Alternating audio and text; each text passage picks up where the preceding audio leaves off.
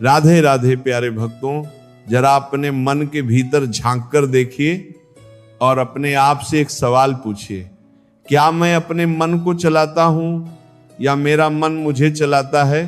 क्योंकि भक्तों, बाहर की दुनिया को जीत लेना बहुत बड़ी बात नहीं है। असली विजय तो उस समय होती है जब इंसान अपने ही मन के सामने हारना बंद कर देता है। मन कहता है आज मत उठो, हम उठते नहीं। मन कहता है इस व्यक्ति की बात का बुरा मानो, हम बुरा मान लेते हैं। मन कहता है पुरानी बात याद करके दुखी हो जाओ, और हम घंटों उसी दुख में बैठे रहते हैं। मन कहता है भविष्य की चिंता करो, और हम आने वाले कल के डर में आज का सुख भी खो देते हैं। फिर धीरे धीरे हमें लगता है कि हमारी जिंदगी परिस्थितियां चला रही हैं, लोग चला रहे हैं, किस्मत चला रही है। लेकिन सच्चाई यह है कि बहुत बार हमारी जिंदगी को कोई और नहीं, हमारा अपना मन चला रहा होता है। मन बहुत अद्भुत शक्ति है। अगर यही मन भगवान की ओर लग जाए तो यही मन इंसान को भीतर से इतना मजबूत बना देता है कि बड़ी से बड़ी परिस्थिति भी उसे हिला नहीं पाती। लेकिन यही मन अगर विषयों, इच्छाओं, भय, क्रोध, तुलना और चिंता का गुलाम बन जाए तो सब कुछ होते हुए भी इंसान भीतर से खाली महसूस करने लगता है। इसलिए आज की बात बहुत ध्यान से सुनना है, क्योंकि बात बाहर की दुनिया बदलने की नहीं है, बात अपने भीतर के उस मन को समझने की है जो हर पल तुम्हें कहीं न कहीं खींचता रहता है। कभी वह बीती हुई बातों में ले जाता है, कभी आने वाले समय में, और कभी ऐसी चीजों के पीछे दौड़ाता है जिनके मिल जाने के बाद भी मन थोड़े समय में फिर कुछ नया मांगने लगता है। तुमने कभी देखा है, मन को जितना दे दो वह उतना ही और मांगता है। एक इच्छा पूरी हुई, दूसरी खड़ी हो गई, दूसरी पूरी हुई, तीसरी सामने आ गई। किसी ने प्रशंसा कर दी, मन प्रसन्न हो गया। किसी ने एक कठोर शब्द कह दिया, वही मन टूट गया।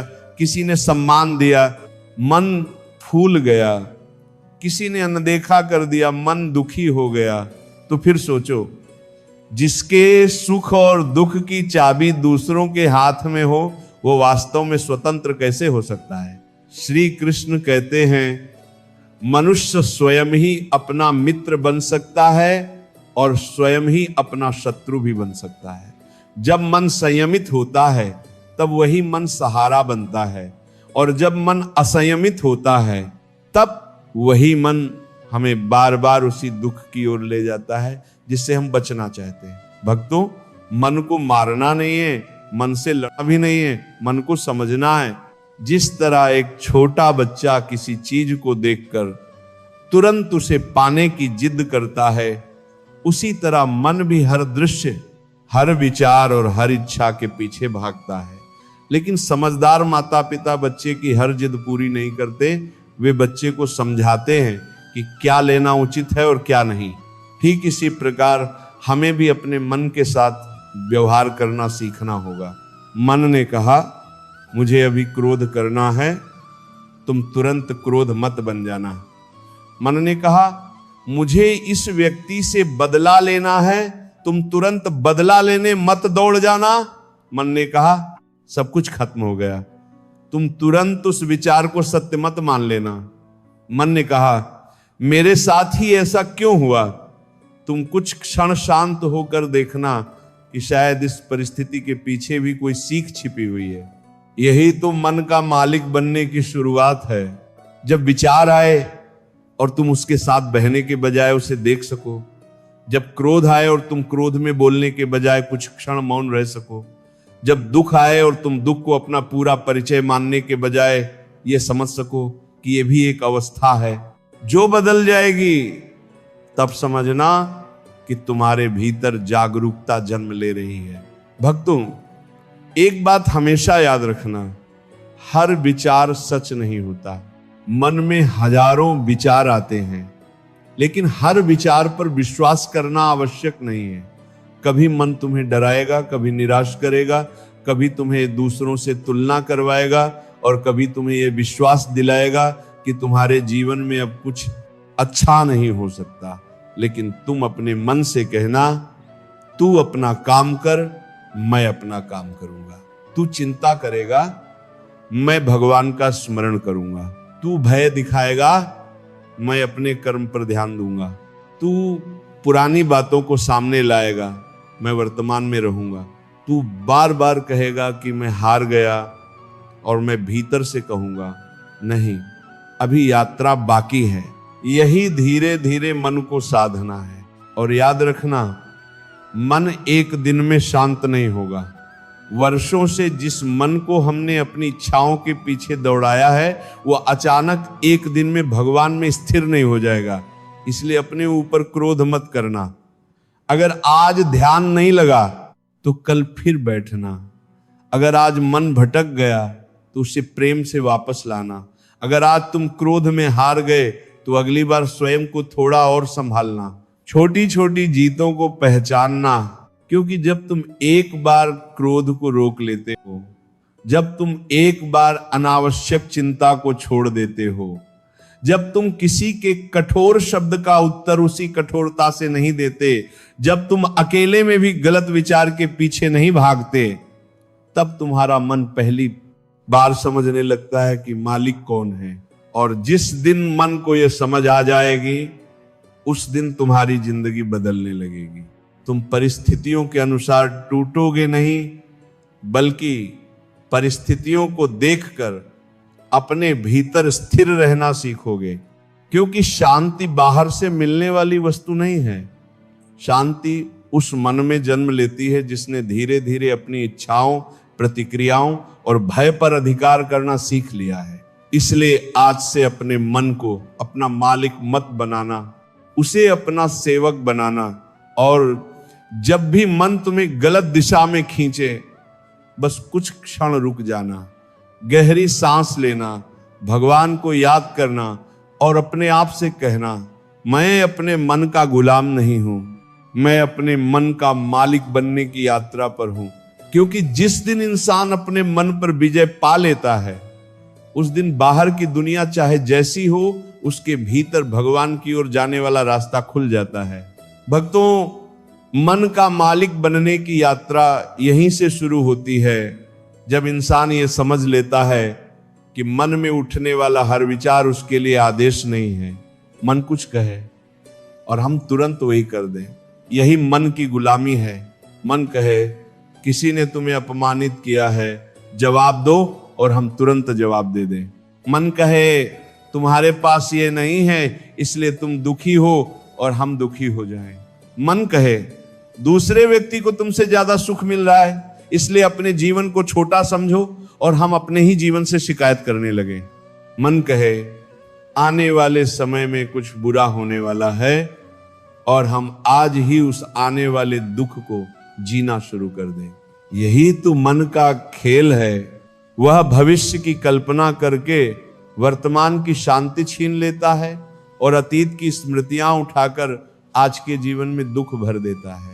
इसीलिए सबसे पहले मन को पकड़ना नहीं है, मन को पहचानना है। जब मन में कोई विचार उठे तो तुरंत उसके पीछे मत चलो, कुछ क्षण उसे देखो, अपने आप से पूछो, क्या यह विचार वास्तव में आवश्यक है? क्या इस विचार से मेरी आत्मा को शांति मिलेगी? क्या यह विचार मुझे भगवान के करीब ले जाएगा, या मेरे भीतर और अशांति पैदा करेगा? भक्तों, ये छोटी सी जागरूकता बहुत बड़ी शक्ति बन सकती है। मान लो किसी ने तुम्हारे बारे में कुछ गलत कह दिया, मन तुरंत कहेगा उसे जवाब दो। उसी समय यदि तुम रुक गए, कुछ क्षण मौन हो गए और सोच लिया कि मुझे अपनी शांति इस व्यक्ति के हाथ में नहीं देनी है, तो समझना तुमने मन पर एक छोटी सी विजय प्राप्त कर ली। विजय हमेशा बहुत बड़े काम से नहीं मिलती। कभी कभी विजय सिर्फ इतनी होती है कि तुम्हें क्रोध आया, लेकिन तुमने क्रोध में शब्द नहीं बोले। तुम्हें दुख हुआ, लेकिन तुमने भगवान से शिकायत नहीं की। तुम्हें किसी की कमी महसूस हुई, लेकिन तुमने अपने जीवन को व्यर्थ नहीं समझा।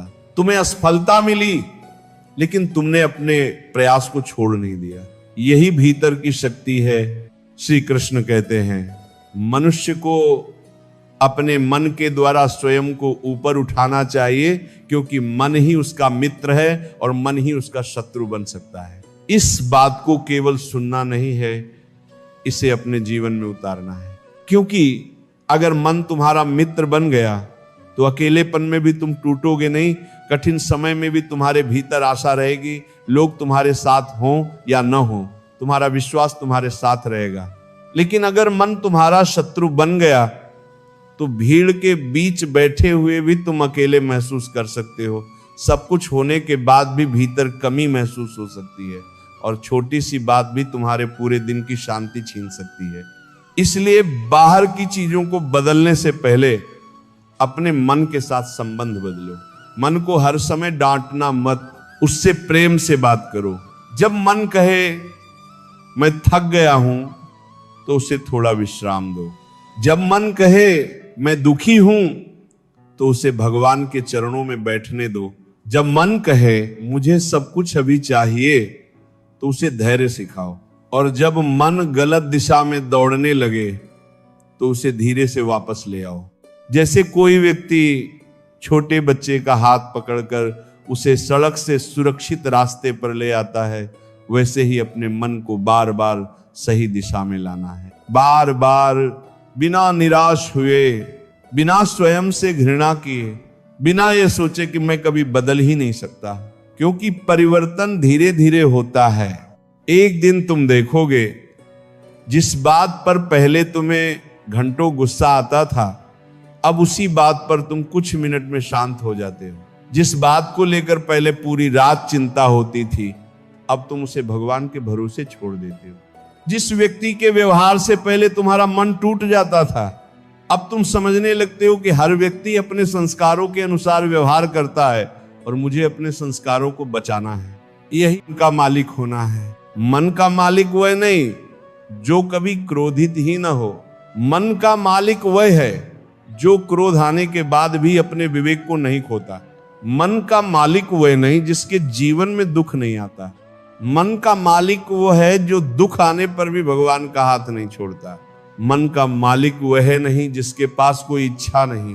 मन का मालिक वह है जो इच्छा होने पर भी उसके पीछे अपनी शांति को बेचता नहीं। ये बात बहुत गहरी है भक्तों।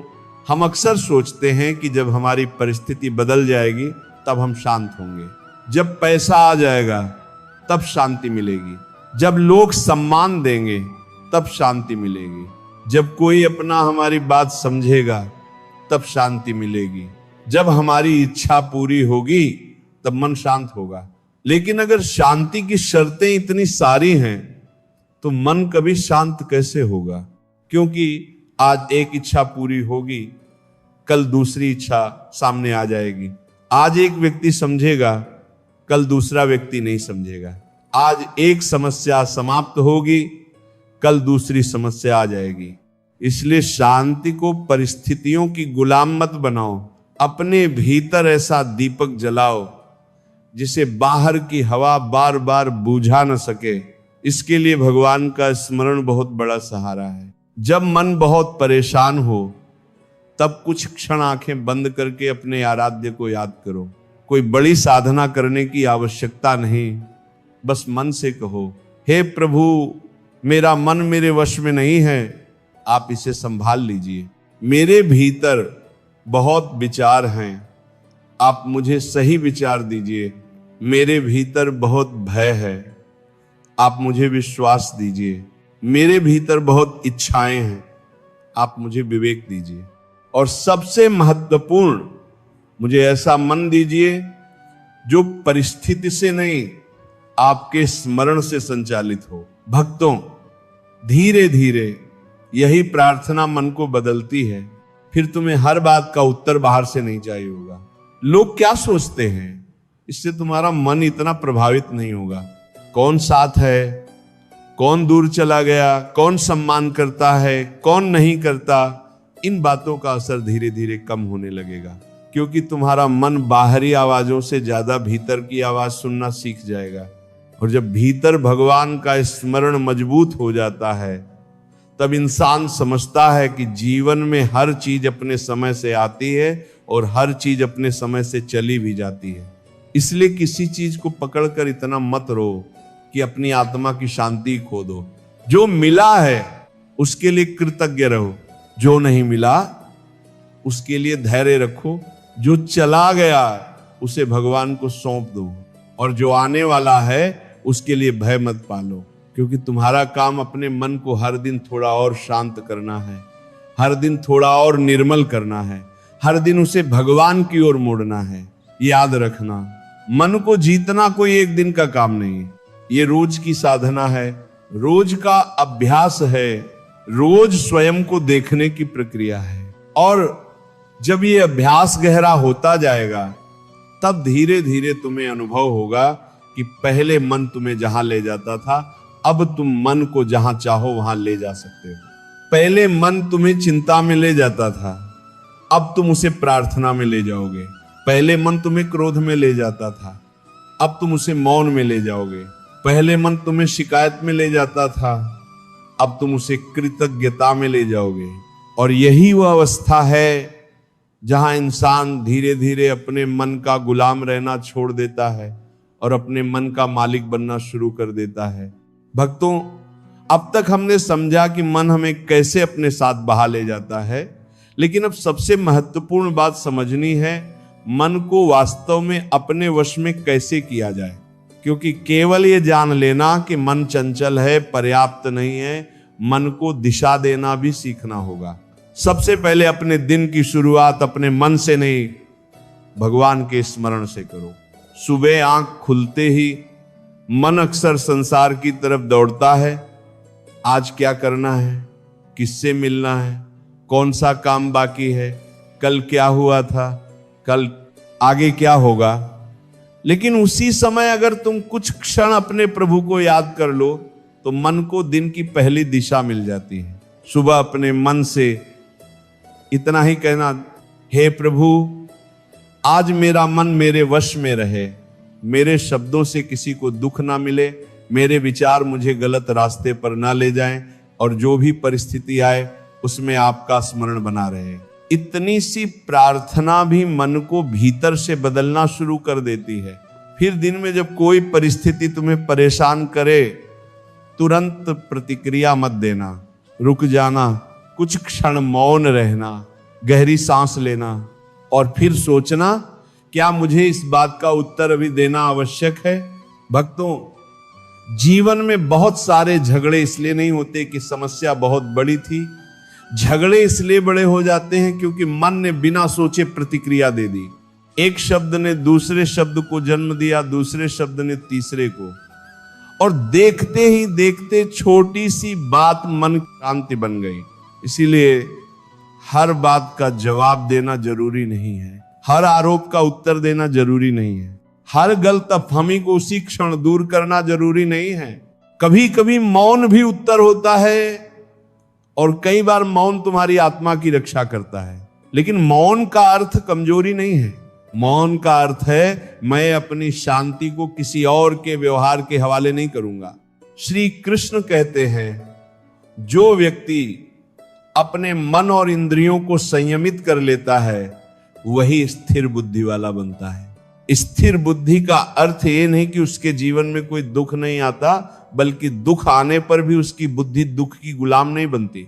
सुख आता है, वह अहंकार में नहीं बहता, दुख आता है, वह निराशा में नहीं डूबता, प्रशंसा मिलती है, वह अपने आप को बहुत बड़ा नहीं समझता, आलोचना होती है, वह अपने आप को बहुत छोटा नहीं समझता।